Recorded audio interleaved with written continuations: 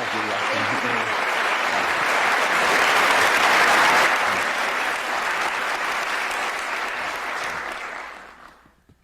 Testing, 1 million, 2 million, 3 million. Well, you can always hear that anyway. When I came down today, it's been 54 years since I drove down what was then the Highway 6, the Cornhusker Highway, to come to Lincoln to school. And even then, there was a lot of nostalgia attached with it because my father had attended the University of Nebraska in the 1920s.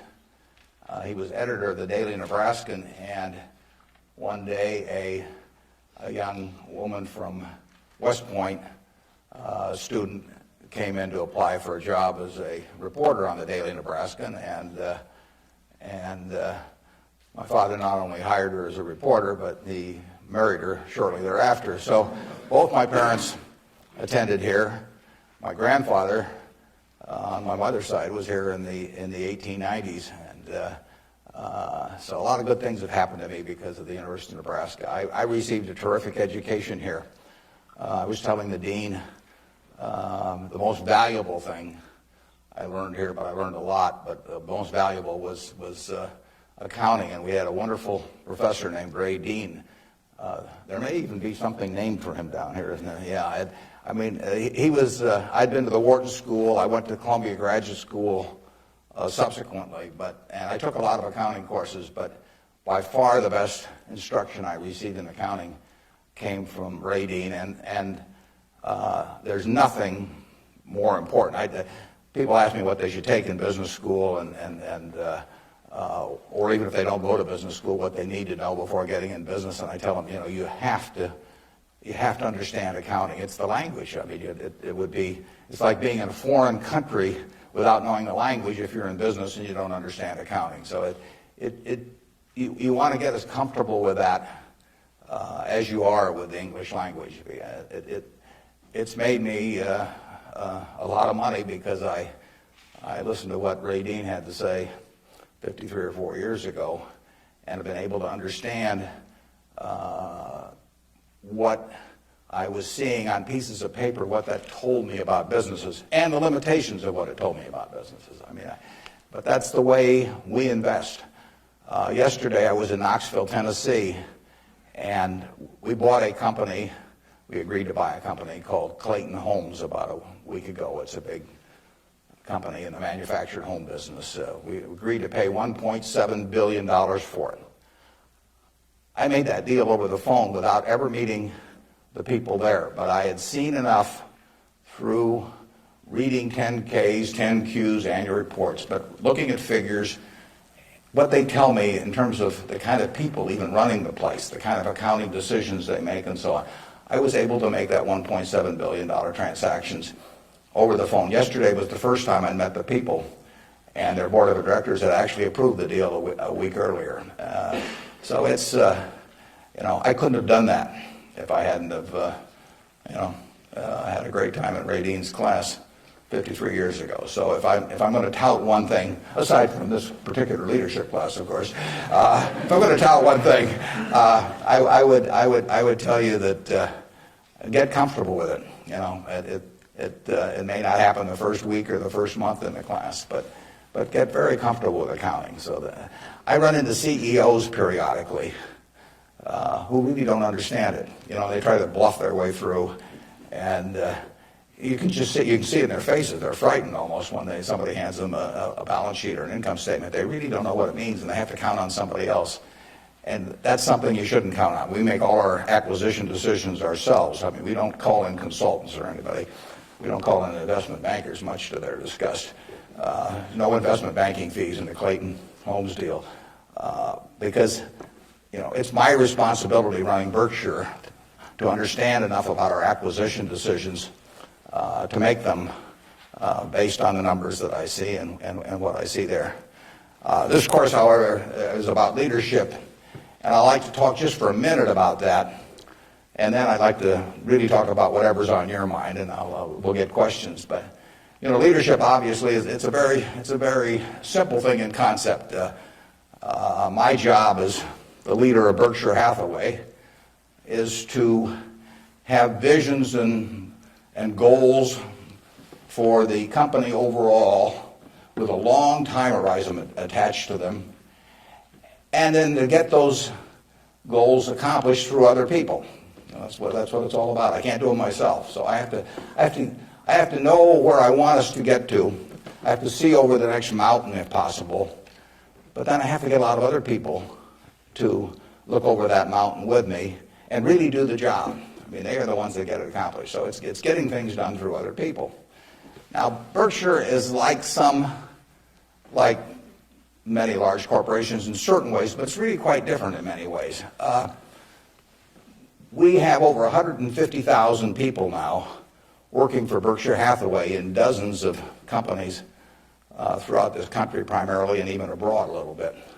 We have exactly 15.8 people in headquarters, and Deb Ray came down with me today, so we've only got 13.8 there today. And we're probably working just as well with those 13.8 as we would if Deb and I were in the office. But that's an unusual organization. I mean, we have dozens of operating managers, CEOs of their businesses, out there running them today, and they do it without any direction from the home office except for one very limited piece of direction that I give them, which I'll get to in a second. But we have these people, and they're an unusual group of people running these businesses because most of them have sold their businesses to us, and they're very, very wealthy. 3/4 of our managers do not need to work financially. They have no reason financially to work. Probably 3/4 of them are worth at least $50 million, and we have some that are worth in the billions. And yet these people jump out of bed every morning, and work, and they work weekends, and they love working. And why is that? And what's the key to that? Well, the key really is the same reason I keep working.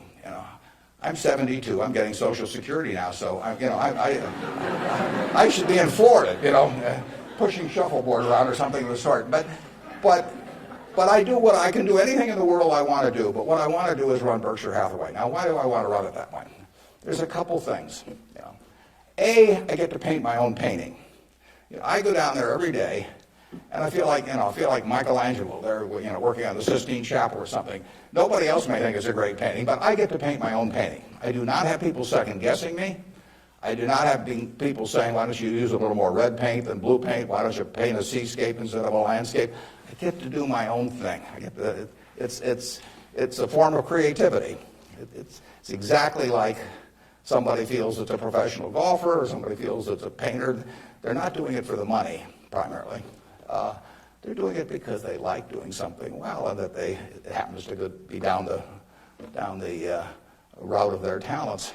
And the second thing I like, frankly, is I like applause. I like appreciation. So I like having shareholders who feel good about what I've done. I mean, I have a 96-year-old aunt, and her husband went to the University of Nebraska too, and she is. She has all her money in Berkshire Hathaway, and she counts on me. And she's out in Palm Springs now, and her whole net worth is in Berkshire. And I've got cousins, and I've got everybody in our family has got all their money in Berkshire. And so those people are counting on me, and that's kind of fun to have something where you can actually deliver for other people and change their lives in positive ways. As a matter of fact, we had a couple that nobody had ever heard of up until a few years ago, the Othmers, in New York. They came from Omaha. Don Othmer went to Central High. Mitt Othmer, not sure which high school she went to in Omaha, probably South High. They left $750 million when they died. Nobody had ever heard of them. And I think a substantial portion, went right here to the University of Nebraska. It was probably a total surprise to the university when they got, I don't know, you probably got $150 million or so. Yeah. Yeah, well, you should thank the Othmers, but nevertheless, you see the money, you see good things happening out of it. So it's fun. I mean, it's, it beats playing golf every day or something of the sort. So I say, if that's what turns me on, what's going to turn on these managers that are out there running things like Clayton Homes, or we've got a company, Flight Safety, that trains more pilots than anybody in the world. Flight Safety is run by an 85-year-old man, Al Yulshi. Al started the company with $10,000 in 1951. It now trains 4 or 5 times as many pilots, as non-military pilots, as anybody in the world. And he is there at 85, and it's a matter of public record. He's got $1 billion worth of Berkshire shares. He works 7 days a week. He loves it. And he loves it for the same reason that I love what I do. He gets to do it his way. He buys these big simulators that you train pilots in. He doesn't have to check with me as to whether to spend $15 million for a simulator. He doesn't ask me. He knows so much more about it than I do. Why in the world would he ask me? Well, I can't tell what kind of a plane I'm in, when I'm flying around. And Al is spending a couple $100 million a year on simulators, spending Berkshire Hathaway money, and he never checks with Omaha. He's never had to come to Omaha for any kind of meetings. He runs his own business, and that's what he loves in life. And I let him do it. I mean, that's my contribution to it, is really turning loose his energies. And, they were properly directed before we bought the company 7 or 8 years ago. Why should I think that, he couldn't keep running it after that? And like I say, at 85, he's still running it. The second thing that our managers like, in addition to this painting their own painting, is they too love applause. I mean, I try to be, I report in my annual report accurately what they have accomplished, but they accomplished a lot. You heard Susan Jock, I think, some weeks ago here. Susan came to Borsheim's, and she was making $4 an hour. $4 an hour. And at age, before she was 40, she became CEO of the second largest independent jewelry operation in the United States, from $4 an hour. But it's talent, and Susan knows more about, I don't know anything about jewelry, you could hand me a phony diamond or a real diamond, I couldn't tell the difference. But if I started telling Susan what to order in the way of jewelry, or if I started telling her what kind of terms to extend to customers or who to hire or anything like that, she doesn't need that in life. She really owns Borsheim's. We have the stock certificate, we get the profits. We get accustomed to. But it's her baby. It's her baby. She decides, everything about that place. And so it's her creation. And that feeling of ownership is really extraordinary, and it's so much better. I mean, it's the way I like to work, and it's the way, Susan Jock likes to work. It's the way Al Yoshi likes to work. And Susan, like anybody else in this world, loves being appreciated. I mean, there'd be something wrong with her if she didn't. And the truth is, nobody appreciates her more than I do. I mean, she is a talent.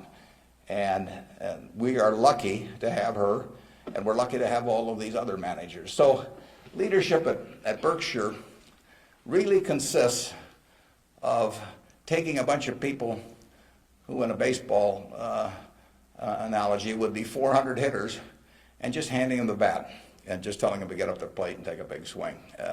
There's very little to it beyond that. One thing I do is I send them a letter. We don't have meetings in Omaha. Some of our managers, there aren't any meetings, and there's no catechism or anything else. Once every 2 years, I send them a letter. This is it. Roughly one and a half pages or so. The only instruction they get from us. They don't send budgets to us. We don't care about those. Some of the companies use budgets, some don't use budgets. We adjust to them. Some of the managers I talk to a couple times a week because they like to talk frequently. Some of them I talk to literally once a year because they don't like to talk to me. And whatever, it's up to them. I adapt to them. The only thing I tell them, and this letter, which went out January 20th, 2003, it says it's been 2.5 years since my last memo.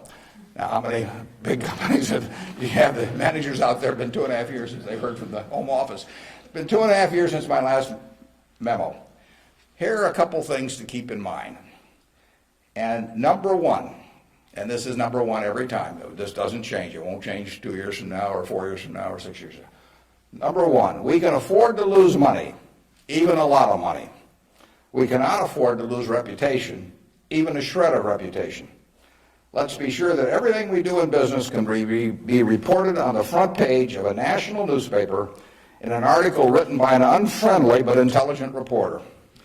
In many areas, including acquisitions, Berkshire's results have benefited from its reputation, and we don't want to do anything that in any way can tarnish it.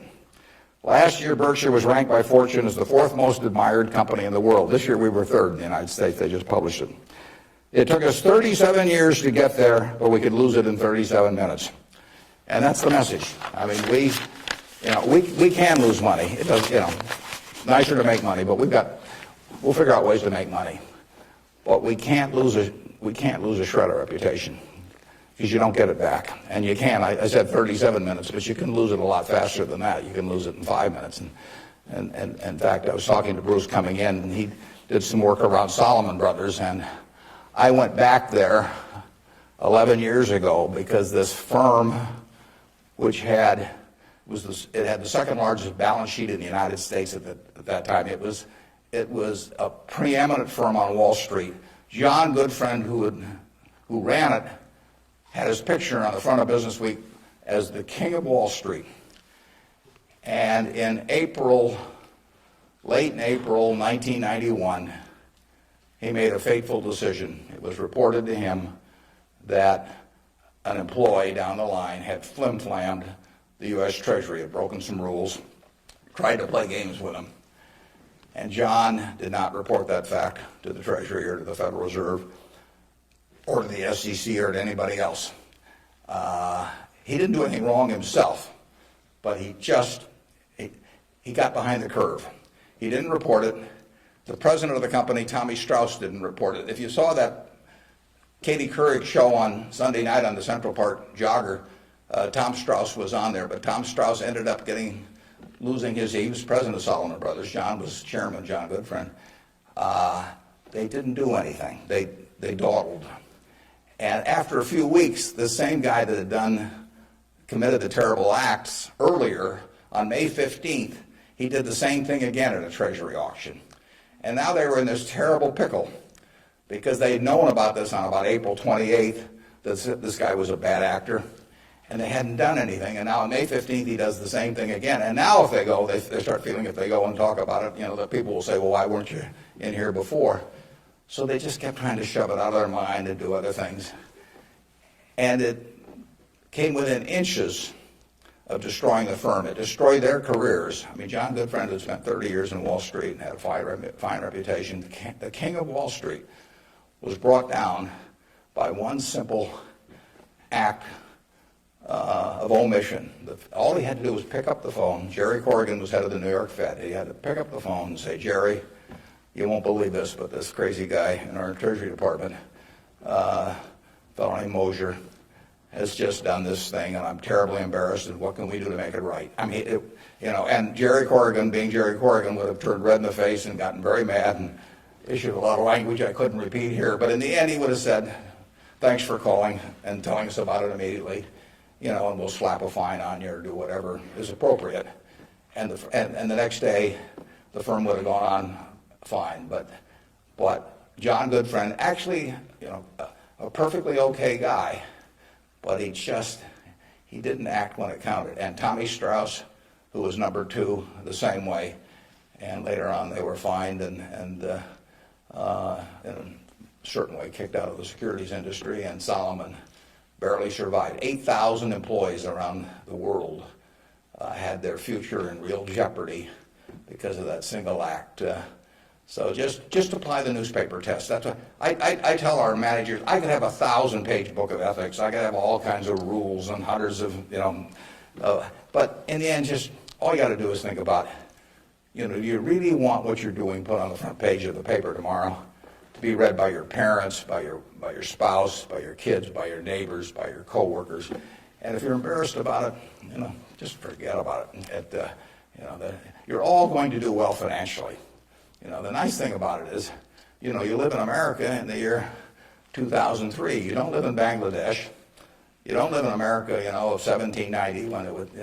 You live in a society which has a GDP of over 10 trillion, and you can just pick up the crumbs and you're going to do great. You've all got the qualities. It takes 3 qualities essentially to do well, and extremely well actually in this country. It takes intelligence. It takes energy, and it takes integrity. Now, everybody in this room has the requisite intelligence. You wouldn't be here if you didn't. I mean, it doesn't take 180 IQs, although I'm sure you all have those. But it takes reasonable intelligence. You're getting a great education. You've got the energy. That's why you've shown up in school. And it takes integrity. And I say, if you don't have integrity, we don't want to hire somebody that's got intelligence and energy if they don't have integrity. We'd rather hire somebody that's dumb and lazy if they don't have integrity, because they probably will never get around to cheating us or doing something of the sort. Last thing in the world I want is somebody that's lax. Mosher had intelligence and energy at Solomon. He was head of the government bond trading thing, and he had lots of intelligence and he had lots of energy, and he went to jail, and he almost brought down the firm. And integrity is absolutely an option. You may not be able to throw a football 60 yards. And, you may not be able to run the 100 in 9.8. You may not be able to sink three-pointers but you can choose where you stand on the integrity scale. You weren't born wired one way or the other. That is an absolute choice you make. And the heroes I've had in life have been the people that I felt stood out in that respect. My number one hero was my dad, but I've had other heroes, Tom Murphy, Ben Graham, people like that. And the reason I admired them was not because they were the smartest people in the world, although they were plenty smart. And it wasn't because they made the most money. That meant nothing. It's really because I felt they were the classiest people that I ever met in my life. I mean, I saw them behave over year after year after year in a way that I could write their story on the front page of any newspaper, and even in an unfriendly tone, and I could not do anything that would embarrass them in the least. They behaved extraordinarily well. And having the right heroes, is terribly important. You tell me who a 10-year-old's heroes are, and I can give you a pretty good prediction about how they're going to turn out. You want to choose your heroes very carefully, because you're going to look like them at some point, and you're lucky if you've got the right ones. I'll give you an aside, and then we'll get on to your questions. But it's something, you're not parents yet, most of you. But when you're a parent, you are the natural hero of your child. You're this great big thing, or there's two of you great big things, and there's a little tiny child dependent on you. Everything. You are the natural hero, and anything they get in school, subsequently, or anything else, they're going to be shaped more by what they see in this behavior of yours toward them than anything that will impact them later in their lives. And if they want you to be the hero, you can destroy that, of course, and you've seen it done many, many times. But actually, if the parents are proper heroes, the child is about 90% of the way home, and you're lucky if you've had parents like that. And you can be that to your children, or you can be something else, and you're shaping that person. It's nice to learn accounting when you get to Nebraska, but the behavior model that you take on is incredibly important. Let's talk about what's on your mind now. You can ask tough questions. It's more fun for me, and they can be about business, they can be personal, they can be political. You pick it out. And. Good morning. When you were rejected from Harvard Business School, it was obviously somewhat of a failure in your mind. How do you adapt to your failures in life to make you more successful? Yeah, well, that's a very good question. How do you turn failure into a plus? And it's true. When I was at the University of Nebraska, one day I was reading the Daily Nebraskan, and it said in room 300 or something, at 3 o'clock, there will be this panel of three professors here at the university, and they're going to award the Nathan Gold Scholarship. I don't know whether you still have that around. And at the time, it said it would give you $500 to go to the graduate school of your choice. I don't know whether it's changed in amount, but that was it. So I read this, and I went there to this room at 3 o'clock that day, or whatever it was, and I walked in the room, and there were the professors, and I was the only student that showed up. I mean, it really got to them. I mean, they were stuck. They kept waiting and looking at their watch and hoping there would be more candidates, but no one came in. So I won $500 by default. And those are usually my biggest triumphs when nobody else shows up. And so here I was. I had $500 to go toward it wasn't limited, any graduate school for a master's degree. So I applied to Harvard. My dad wanted me to. And I shortly heard from Harvard. And they said, go to Chicago and meet this fellow who interviews applicants from the Midwest. So I got on the train, and that's what you did in those days, and I spent about 10 hours on the Burlington going to Chicago. Then I transferred to another little interurban train to go up to this country day school where this fellow was the headmaster, and he was the big interviewer for Harvard. And I got there, and after about 10 minutes, he said, better think about something else. He come back later on. I was 19 at the time, and I looked about 12, and I acted about 8. So it was not a great combination. But so he said, forget it. So I took the little interurban train back to Chicago, and I took the 10-hour train back to Omaha. And all the time I'm thinking, what do I tell my parents? It's kind of embarrassing. But it was the luckiest thing that ever happened to me. Because if I'd gone to Harvard, I would have gone to a 2-year business school. I instead applied to Columbia, where I could graduate in 1 year and get a master's degree.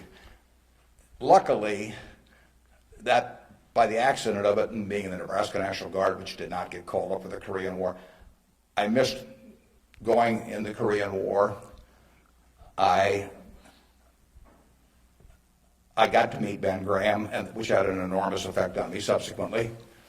And I probably got my wife that way because she was going to Northwestern. And I was able to put on sort of a full court press because I got out in 1 year. And otherwise, she'd have met some other guy. I mean, I got her before the competition showed up. And so it worked out wonderfully. It couldn't have worked out better. And that's been my life, basically. I mean, things, you will get some disappointments, but the future is what counts. It'd be fun if I knew every decision I was going to make was going to be perfect. It would not be as much fun. It'd be like playing golf and knowing you're going to hit a hole-in-one on every hole. You wouldn't play golf if every time you got on a tee, you just took a swing and the ball ended up in the hole. It'd be fun for a few days. You get on TV, but the game would not be any fun. So it's failure, and I wouldn't even consider them failures, but they're mistakes or whatever you want to call it. They're part of the game, and in the end, you go on, and we've made plenty of mistakes in business. We'll make plenty more, and the Babe Ruth, and for a long time, it subsequently got eclipsed by a few fellows, but he held the record for strikeouts. He also held the record for home runs and was the highest paid baseball player until the modern era came along. So it's part of the game. If you take big swings, you're going to miss sometimes.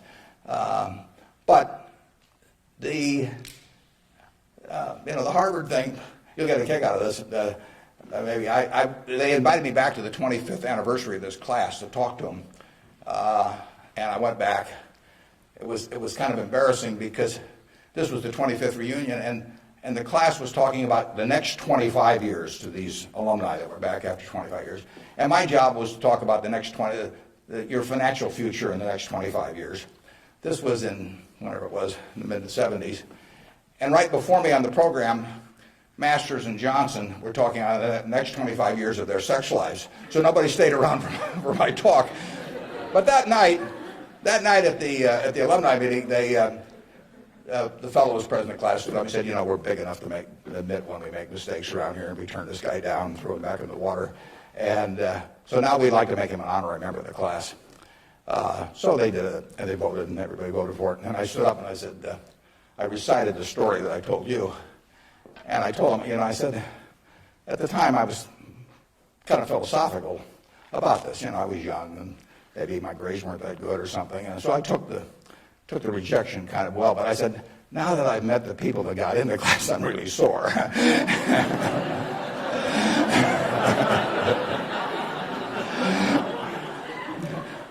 Okay, who's next? Yeah. you can ask it, I'll repeat it. Yeah. Okay.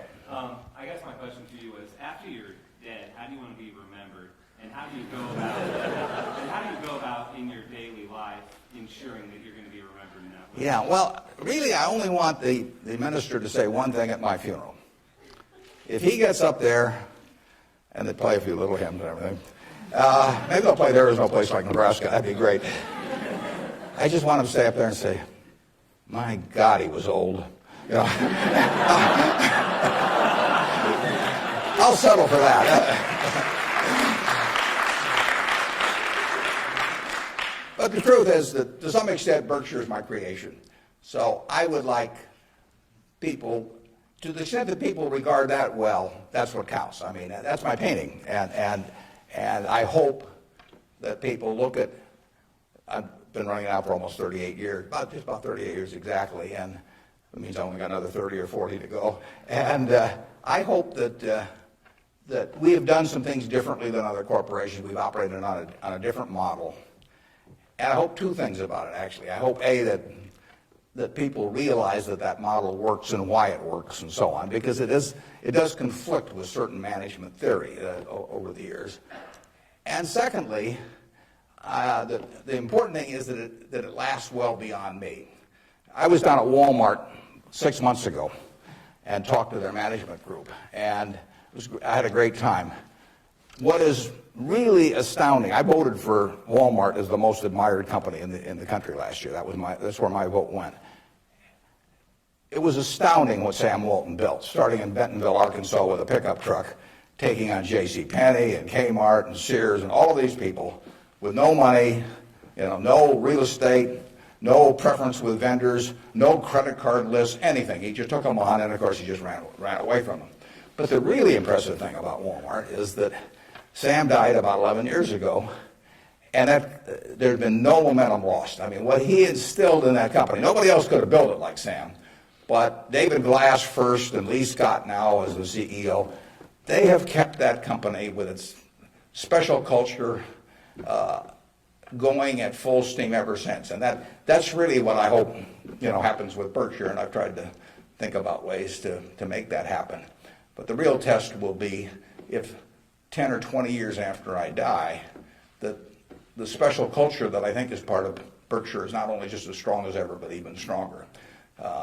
We have a situation at Berkshire where in 38 years, we got all kinds of CEOs out there running all kinds of businesses, 3 or 4 of them in Omaha. We have never had one CEO ever leave us, period, to go someplace else. I mean, I don't know that there's any place like that in the country. So it's been and we've never issued a stock option. You read in the papers that you got to have stock options to attract quality people, all that sort of thing. I mean, we've never had a share of them, and in the end, I don't know how many dozens of managers we're talking about, but no one has ever left for another job, and some have been offered way more money. In fact, Ajit Jain, who runs our reinsurance operation, probably could have increased his income 10 times, tenfold. Now, he's already making many millions, but tenfold. But he doesn't want to leave. And that is the culture that I hope we can maintain, and that's what I'd really like to be. If I've done anything to contribute to that, continuing after I die, that would be terrific. Of course, I actually plan to keep managing Berkshire after I die. You have to understand that. I have given all the managers Ouija boards. I've got these dark rooms they're going to go into, and I'll be there. Mrs. B at the Nebraska Furniture Park worked till 103 at Berkshire, and she's sort of our examples. And then she took off from work, and she died the next year. So it's very dangerous to quit as early as that. Yeah. Am I supposed to be calling on these people? Okay, good. How do you determine via your personal finances what organizations or foundations you give your money to? On personal finance, how do I handle them? Or? Right. How do you determine where you make your donations? Oh, well, we've got there's a Buffett Foundation. Eventually it will have everything. I mean, basically everything I've made will go back to society. America's done it for me, and that's where it should go. I've got about an 8-page letter that the trustees have already seen. Incidentally, there's very few trustees. I don't believe in large groups of people making decisions. It gets to be, it sort of descends to the lowest common denominator. So there's only, maybe 5 or 6 trustees. Interestingly enough, not just by accident, but I picked the people who I trust in the most in terms of both their intelligence but also their quality to run it. After I have people I feel the surest of, a significant majority will be women. It'll be a woman-controlled foundation, and probably the largest foundation in the world at the time, but with a very small number of trustees. I have, in my letter, I tell them that I'm not going to give them any specific instructions as to what to do with the money. I tell them that their judgment above ground will be better than my judgment 6 feet underground. So in the end, I want them to do a couple of things. I want them to attack really big, important causes. I don't want them to give $1 million here and $1 million there and everybody that, that asks that they know and that sort of thing. So I don't want them doing things with an eyedropper. I want them to take very big swings. And then I want them to measure what they're doing by the importance of what they're doing as contrasted to the natural funding constituency for that. Now, taking the health field, you got the National Institute of Health spending billions and billions of dollars. You got all kinds of money going into medical research. It'd be crazy, in my view, for the Buffett Foundation to be engaged in medical research. It's not that the subjects isn't important, but there's already a huge funding constituency.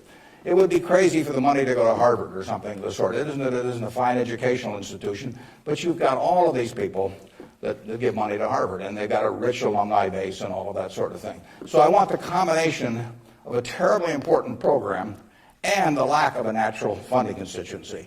Well, where do you find that? You find that with unpopular causes to quite a degree. Rockefeller felt somewhat the same way. It's interesting. He was the first major patron of any sort of black colleges in the United States. Now, if you think about it, black colleges had no funding constituency. Their alumni didn't have any money, basically, if you go back 75 or 100 years. So there wasn't any money coming. People didn't, they didn't build great businesses and then leave tens or hundreds of millions of dollars to the institution. And it was self-perpetuating. And so Rockefeller stepped in, and he took a group of black colleges and funded them in a very, very big way. And I admire that kind of a decision enormously. Otherwise, nothing would have happened. And that's what I hope the trustees of the Buffett Foundation do. I was with Bill Gates last week, and I consider his foundation, he and Melinda together, because they're equal partners in it, I consider their foundation to be the most logical big foundation in the world. They're giving away about $1 billion a year. Now, Bill said to, and Melinda said to themselves, how do we save the most lives per dollar spent in the world? And they decided that in certain major medical areas, that what was being done abroad in many countries was zilch in terms of these things that were easily preventable by vaccines or various other things. And they decided they could save huge numbers of lives per $1 billion spent. But they'd be spending it, in places like India and Africa, where they would get no credit in the United States. No buildings with their name, no nothing. But that was their metric. And that's Bill's sole metric. He doesn't want to talk about, you can go to him with some proposition to stick his name on something, for $50 million. It doesn't interest him at all. It's a totally rational one, and he pours himself into it. He has educated himself on medicine, and particularly medicine outside the United States, in a way that I've never seen anybody.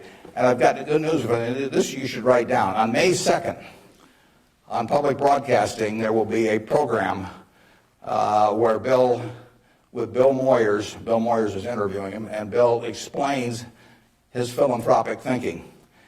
And I went there. It was taped at Columbia University, and in fact, you may even see me in the audience sitting next to Melinda. But it's going to be a great program. They took about an hour and 20 minutes, and it's going to get edited down to 56 or 58 minutes. But you will hear as cogent an argument for rational philanthropy on that program as you'll ever hear in your life. So it's interesting. That program came about because about 2 years ago, I asked Bill a question at a group I get together, something akin to what you asked him. I asked him to talk about the evolution of his philanthropic thinking. And there were a group of about 60 of us there, and he talked to us, and I mean, it was a fabulous talk. And I said, you got to get that out in the public domain somehow. So this thing with Bill Moyers does that. If I die tonight, all my Berkshire shares, which are 99% of my net worth plus, go to my wife. She dies first, hers go to me, and then it all goes to the Buffett Foundation. And it will then be active on a very big scale, and those are the guidelines. And who knows what those problems will be. I mean, it might well have been civil rights in the early 60s. I mean, the civil rights organizations, were not being funded by anybody. And I mean, money wasn't the big problem, but it was a problem in the civil rights arena. And there was no natural funding constituency for that. It was a very important issue, but it was an unpopular issue in many respects. And it seems to me that's where the money should go, particularly if you have it on a big scale where you can really do something. Depends when I die, but 10 or 15 years from now, the foundation could really, it could have a lot of money, and so they could do some things that nobody else could attempt. And it won't be what people want them to do. That's the nature of it. If it was what people wanted to do, it would already be being done. The interesting thing, the contrast between business and philanthropy is interesting. In business, I swing at easy pitches. I stand there at the plate, and if I like pitches 1 inch above my navel, right in the center of the plate, I can wait and wait and wait because there's no called strikes. As long as that bat's on my shoulder, nobody's calling a strike. If the pitcher throws me General Motors at 36, IBM at 82, Microsoft at 25, and I don't swing, it's not a strike. It's not a hit either, but it's not a strike. Only when I swing is it a strike. So I wait for easy pitches. I wait for things I understand are exactly in my sweet spot. Philanthropy is just the opposite. You're looking at the toughest problems the world faces, and they're intractable to some extent. These are tough problems. And they have resisted the utilization of money over the years, and that's what makes them tough problems. The problems you can solve with money are the easy ones. It's the problems you can't solve with money. So they are very tough problems. One thing I've gotten involved in just a little bit recently is something that Sam Nunn is heading, the former senator, called the Nuclear Threat Initiative.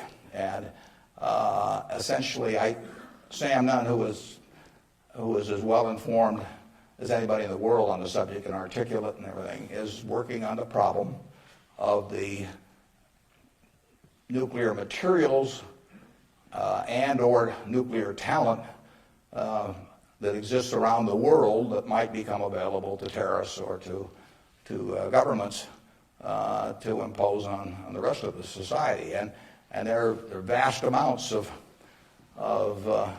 uranium and lesser amounts of plutonium, and there's a lot of unemployed Russian scientists and so on. So this is something that Ted Turner actually set up a couple of years ago and got Sam to handle. And because AOL Time Warner stock, which was being used to fund it from Ted, has gone down a lot in price, they've run short of money. So that's something I'm involved in. It doesn't, it's not something that has any popular appeal. You can't send out something and get hundreds of thousands of people to respond.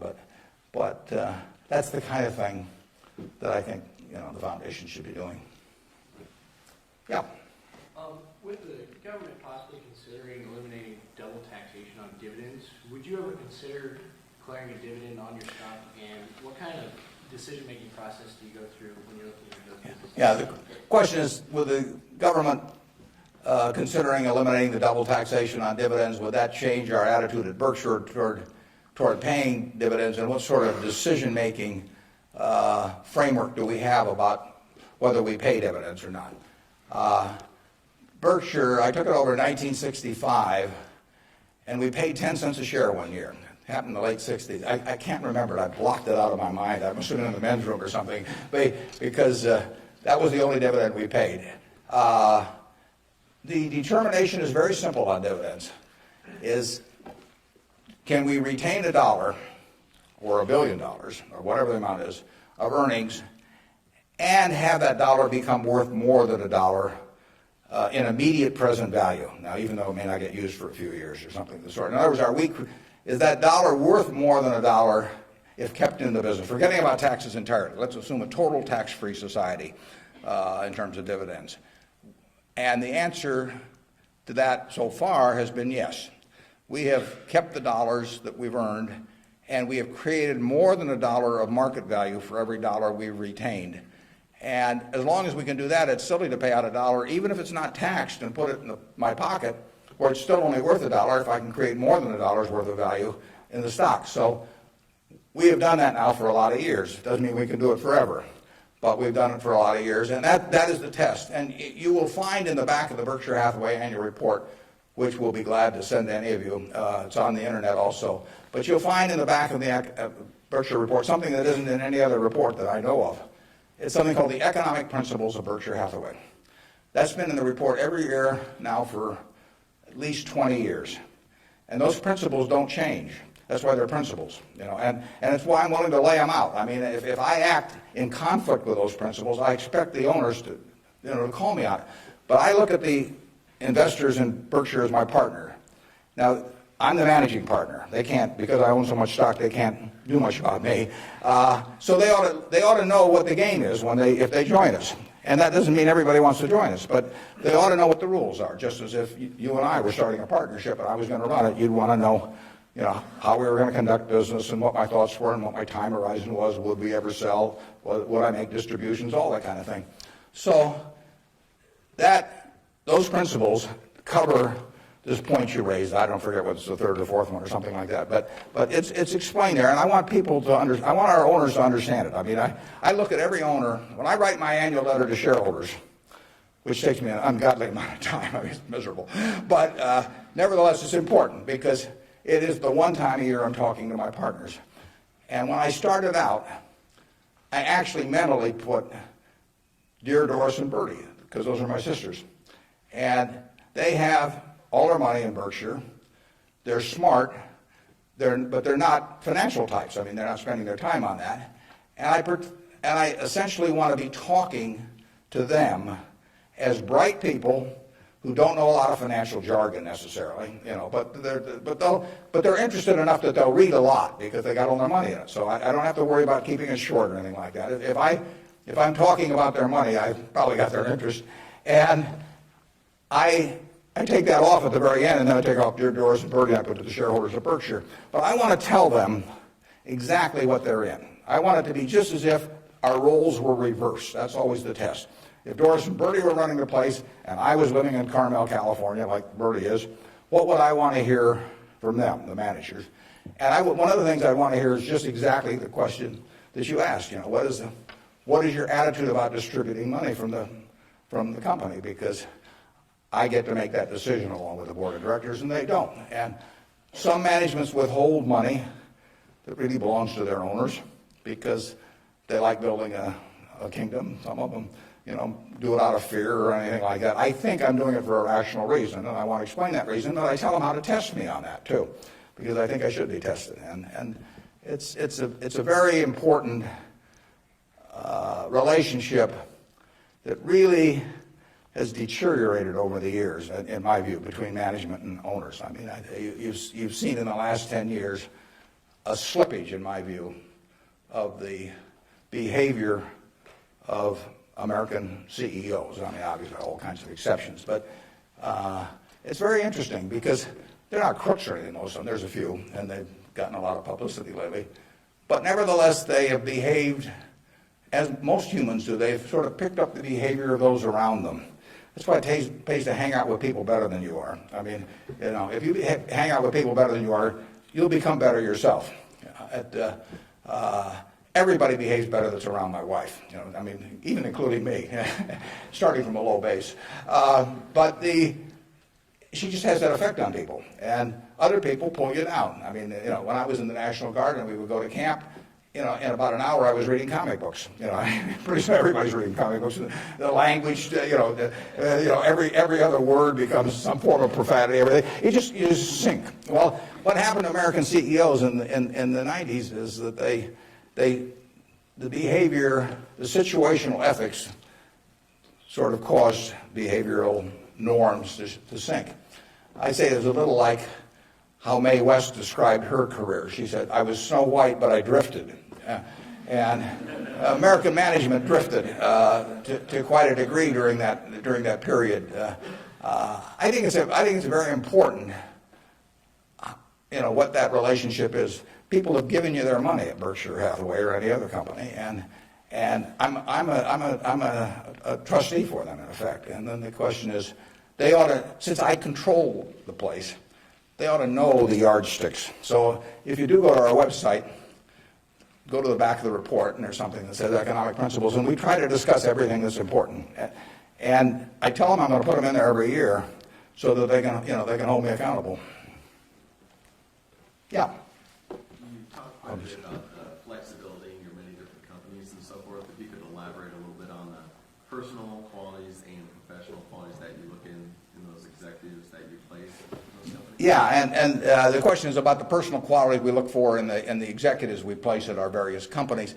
The first thing is we don't usually place them. I mean, they come with them. We don't have anybody to place. So I have the problem occasionally, if somebody dies, or to replace a CEO. But most of our CEOs came with the deal. Clayton Homes, which we're buying, comes with Kevin Clayton running it. We will put no one in there. He will run the place just as before. But in terms of the personal quality, when a seller comes to me with a business, whether it's Clayton or any of the others, Ike Friedman at Borsheim's, Mrs. B at Nebraska Furniture Mart, when they come to me, the first question I have to ask myself, because I'm counting on them to run the place, I have to decide, do they love the money or do they love the business? Now, there's nothing wrong with liking the money. I mean, they all like money, but they've got to love the business. They've got to have a passion for it. Because if I give them a whole bunch of money and they love the money and they don't love the business, no matter what they tell me, 6 months from now they'll be gone. I mean, they'll just all of a sudden say, "Why am I getting up at 7 in the morning just so I can send a lot of money to Omaha?" I mean, it won't work. So they have to love the business. I mean, I want people with a passion for the business. I used to say that I had a one-line employment form, one-question employment form. The question was, "Are you a fanatic?" If you answered yes, you got the job. Because I want somebody who's fanatic about their business. I mean, you want people that love teaching if you're in a classroom. If they don't have the passion for it doesn't work very well. So now, if they've got the passion, and our managers do, but not everybody would. The financial operators don't. We've never bought a business from an LBO operator or a financial operator. Because they don't give a damn. I mean, all they want to do is make sure your check clears, and they're gone.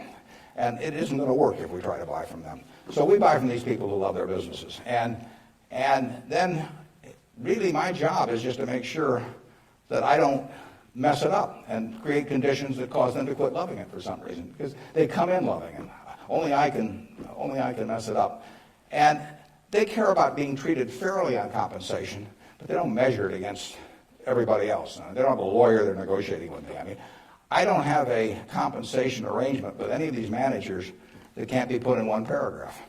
And then I go to other companies where they have a lawyer come in and there's 80 pages, and it tells what's happened, how much they get paid in severance if they end up going to jail. I won't deal with somebody that thinks that way. And that's fine. There's a self-selection process in terms of who comes to us. There's this invisible filter out there that causes the Claytons of the world, the Al Yoshis of the world, the Ike Friedmans of the world, the Mrs. B's of the world to come to us. When I made the deal with Mrs. B in 1983, Mrs. B had another offer from somebody else that was somewhat higher, and she just said, "I don't care." She only owned 20% of the company. She had 4 children, they each owned 20%. She told them, "I'm selling to Mr. Buffett." She always called me Mr. Buffett up till when she was 104. In fact, when I'd walk in the store, she'd say, "Here comes my new young boyfriend," which I don't get that a lot of places, I can tell you. But she built this thing. She came over here in 1921 or 2. She landed in Seattle with a tag around her neck. She couldn't speak a word of English. Said Fort Dodge, Iowa. She couldn't communicate. She just had the tag. The American Red Cross got her out to Fort Dodge. And for 2 years, she got no place because nobody spoke Russian or Yiddish, actually. And so she moved to Omaha just to be around some other Russian Jews who she could at least talk to. She learned the English language when her oldest daughter, Frances, would go to school and come home at night and teach her the words. And she started out and she started sending $50 at a time over to Russia to bring her siblings. She had 7 siblings, and her mother and father to get them over here. After 16 years, she brought all the family over. She saved $500 in 16 years, peddling used clothing, whatever.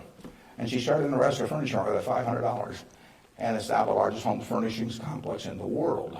And it all came from the $500 and a very, special woman. And can you imagine building something like that and selling it, to some financial operator who's going to resell it, and try and go public with it a couple of years later? And it meant something to her. She wanted it to continue like it has continued. And those are the kind of people we want to attract. It isn't so much me selecting them, it's them selecting Berkshire. I mean, that's the key. And frankly, we've gotten to that position in this country where the people that do care about their businesses, good-sized businesses, there's no second choice besides Berkshire. We get them. They come to us. We had a woman, Doris Christopher, come to us last year. Doris Christopher, in 1980, had 2 little girls, lived in Chicago, lived in a probably $20,000 house. And she and her husband both worked. She's looking for something to do to make a little extra money. She thought about catering and decided that it would take her away from the kids too much. So she decided that what she knew best, though, was she'd been a home ec teacher. She knew cooking. And she knew the kitchen and what was useful to people. So she borrowed $3,000 on her life insurance policy. That's all she had. She went down to the merchandise mart in Chicago and said, what's the least amount of this utensil or that utensil a manufacturer would sell? Usually a dozen. And she took them home. And then she had the idea that she would hold these parties, essentially, in people's homes. And so she arranged with a woman in suburban Chicago to hold the first party. She almost turned back. She started driving there. She thought, they'll laugh at me and I'll knock the stuff over and they won't buy it. What you do. She's very unsure of herself. But she went there. She sold, I think, $175 worth of goods that night. She sold me her business last year. And that business made $140 million pre-tax from this $3,000 investment. That woman had a passion for her business, and she understood her customer, and she loved her customers. She loved the people that worked with them. She got 67,000 associates. It's called the Pampered Chef. Some of you may have been to a Pampered Chef party. Almost 1 woman out of 10 in the United States bought something from us last year. And now, unfortunately, I have to acknowledge that she probably didn't understand accounting that well, but she understood her customer and she understood people, and she likes people. I met her one time, but when she wanted to sell her business, there wasn't anybody else to sell to as far as she was concerned. She came to Omaha. We made a deal in a few minutes. The compensation deal took us 15 seconds.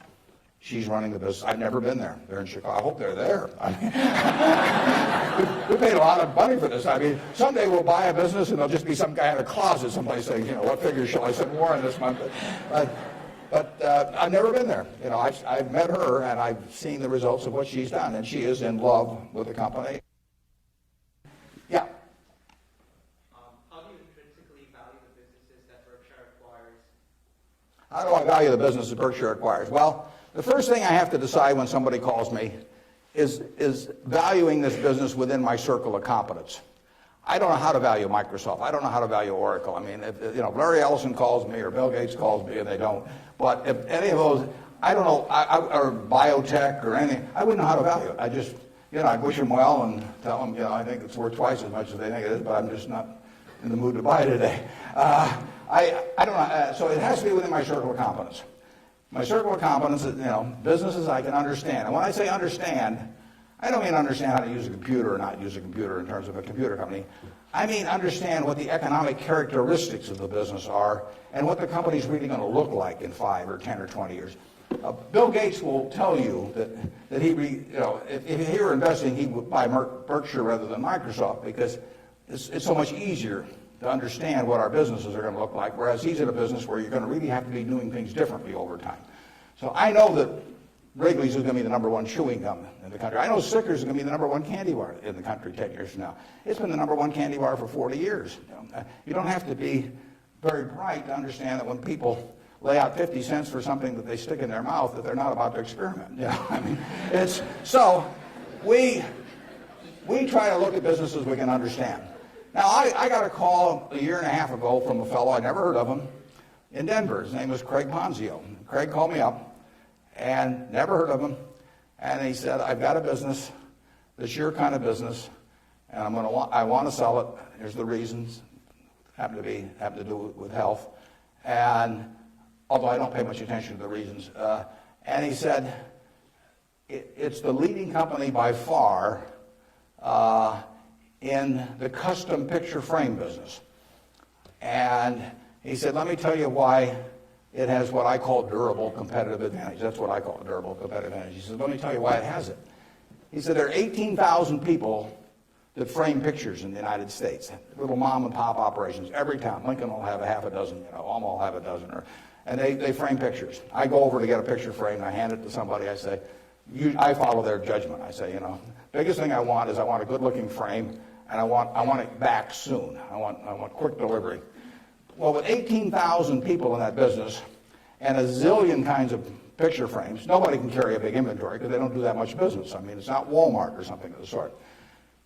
Craig Ponzio graduated from a little school up in Wisconsin, went to work in a tiny little firm that made these things. 5 or 6 years later, bought the place when it was doing $3 million a year. Now does $300 million a year, and it totally dominates the wooden custom frame business.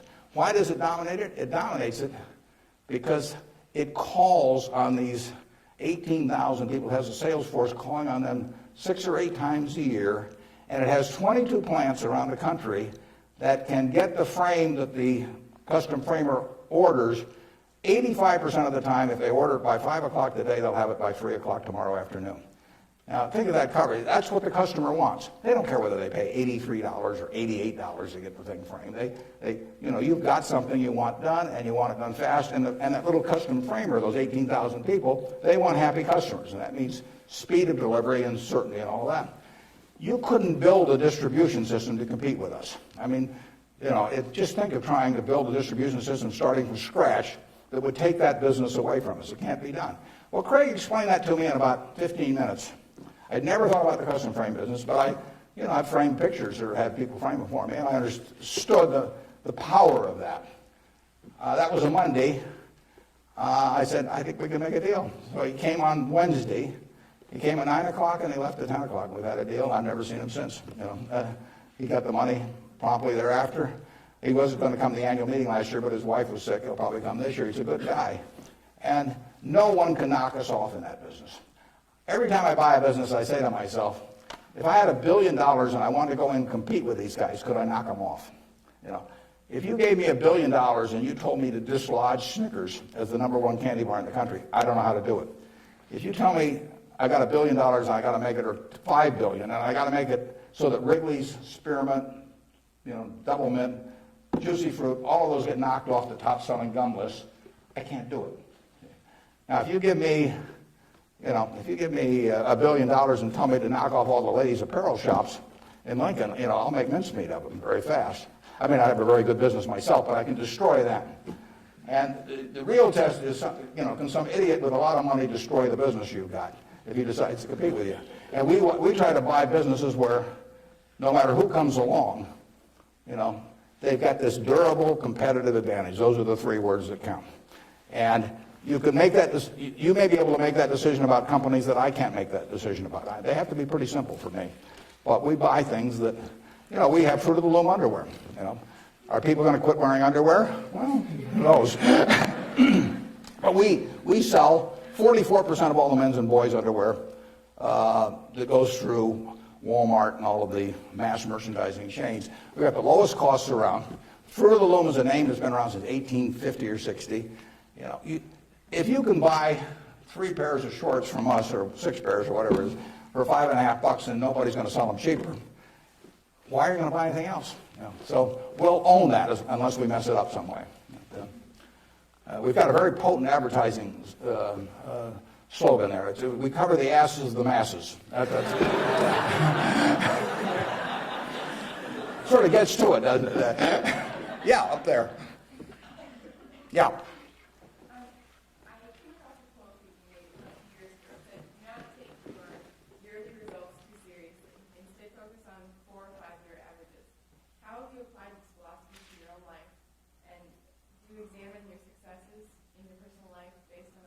Could you repeat that just a little louder? I think I got most of it, but try me again.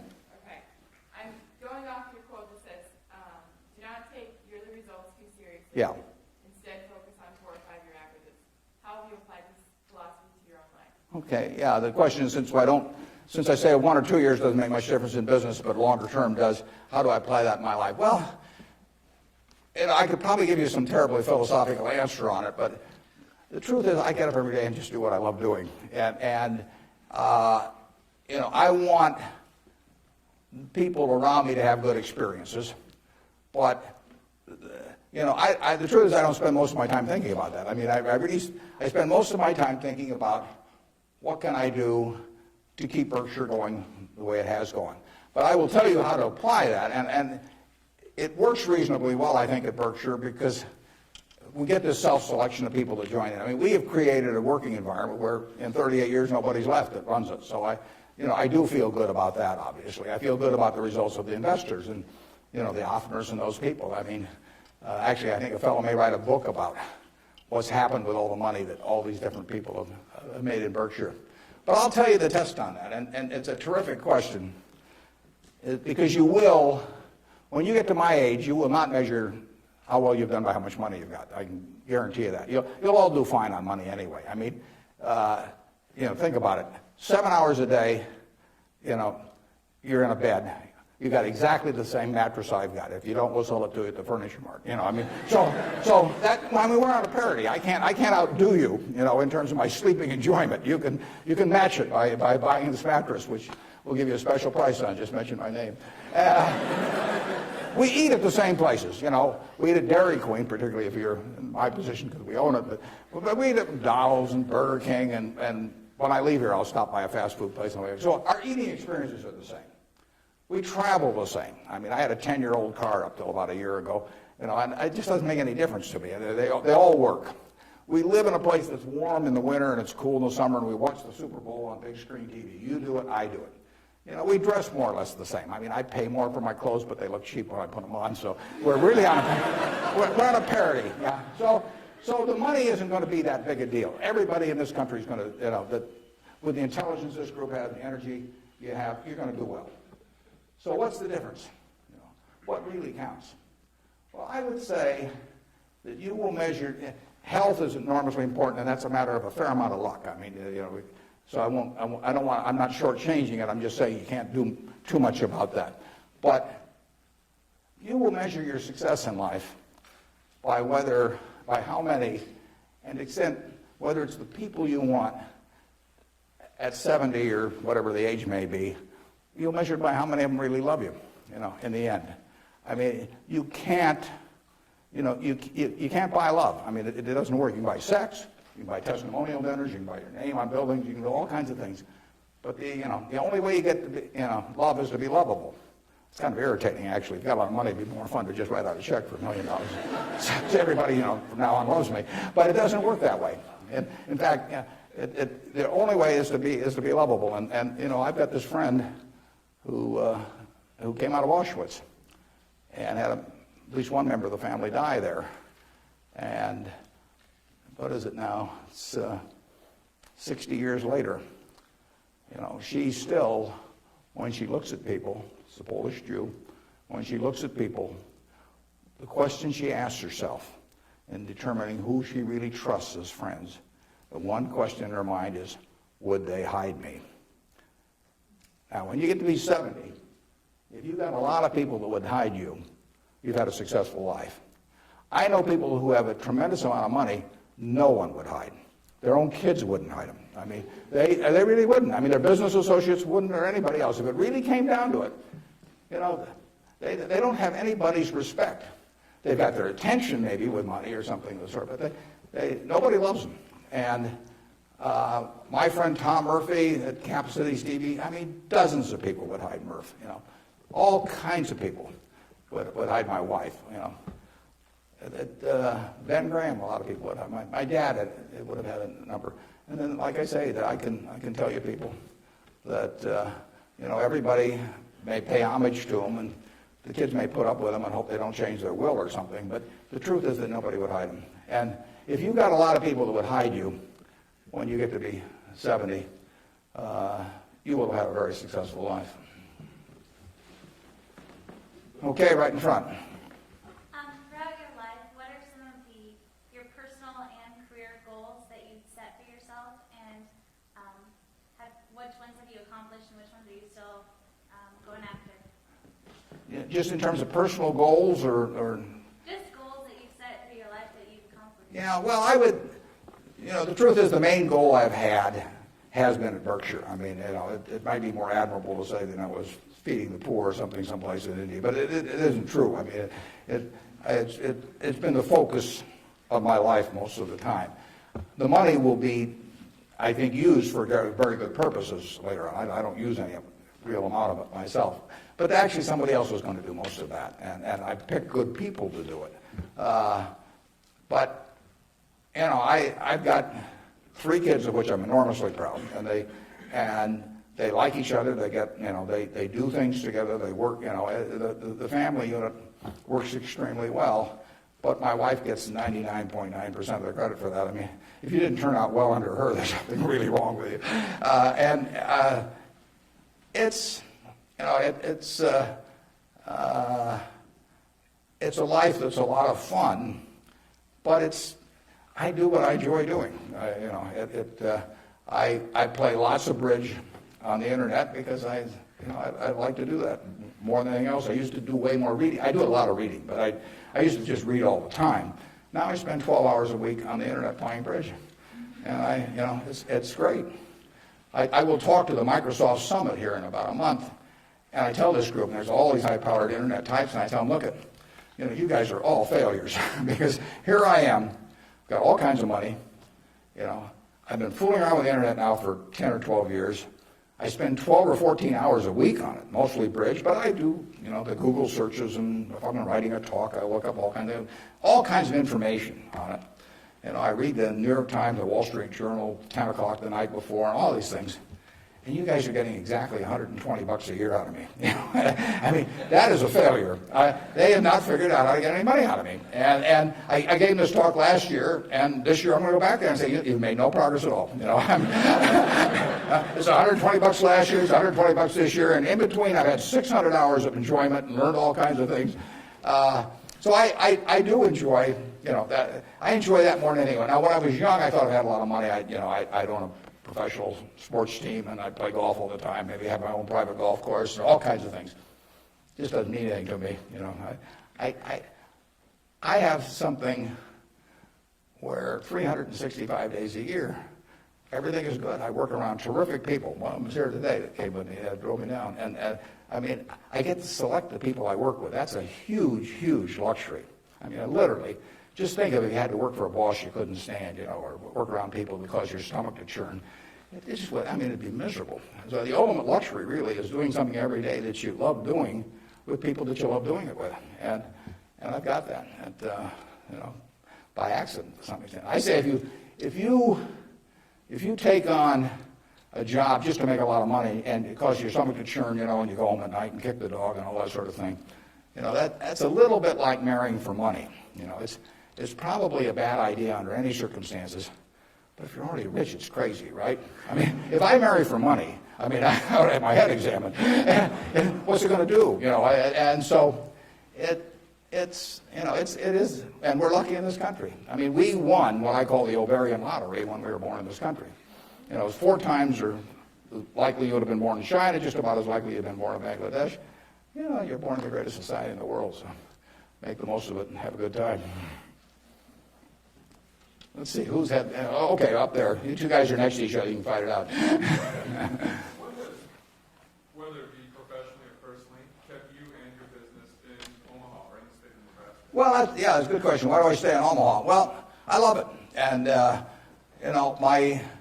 My grandfather went to Central High, my dad went there, my wife went there, my kids went there, and now my grandchildren are there. My grandchildren say they have the same teacher that my grandfather had. But there's continuity, there's friends, there's all kinds of things. I mean, there's no disadvantage to being in Omaha. I mean, I like New York when I'm there. I've got a house in California, and I get around some, but I can't imagine anything better. I mean, what doesn't it have? I have a home. I've never sold a house in my life. I have a home I moved into in 1958. So I've been there, 45 years or so. I'm 5 minutes from the office. I moved into the office in 1962. I've been in there 41 years.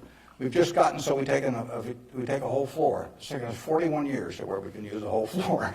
Kind of discouraging.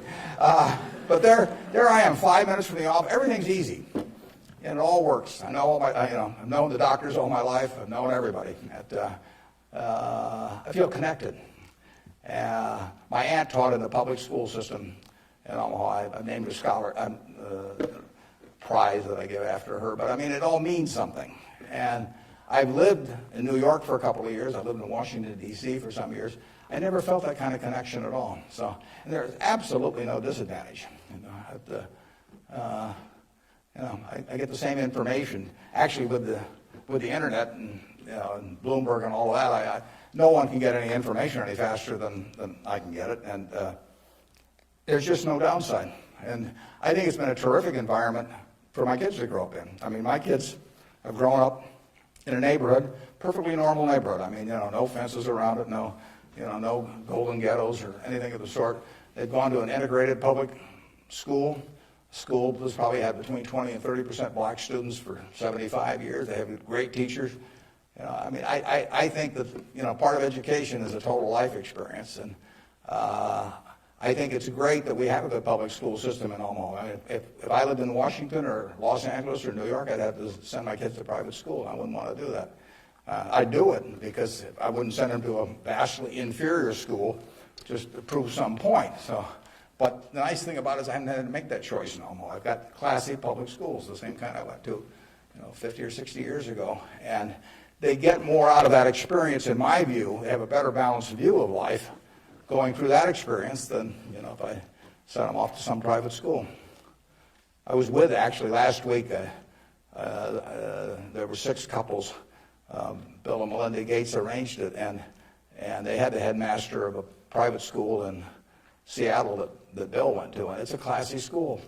But, if I gather in terms of the public school system, that you're making a conscious decision to hurt your kid if you don't send them to a private school if you can afford one, and that's why these people do it. And I don't blame them. I mean, I do the same thing. But the nice thing about it is that Omaha, and I'm sure Lincoln as well, and throughout Nebraska, we have kept a good public school system. And frankly, I think that's one of the most important things in America, because one of the things that has made America what it is. Think about it. 1776. 3 million people in America, 300 million people in China. They had 100 times as many people. They had the same IQs we had. They had the same physical abilities and all that sort of thing. They had a culture that went far back. They had lots of natural resources. We didn't know about it then because we didn't have oil and they didn't have oil, but we both had oil in the end. Coal, all these things. Educational institutions that far surpassed ours at the time. And now we end up, 230 years later, we end up with, 36 or 7% of the world's GDP, from those 3 million people. Something about this system really works. Now, I think one of the things that works about it is we come closer to equality of opportunity than any major country in the world. But one of the keys to having equal opportunity is a good public school system.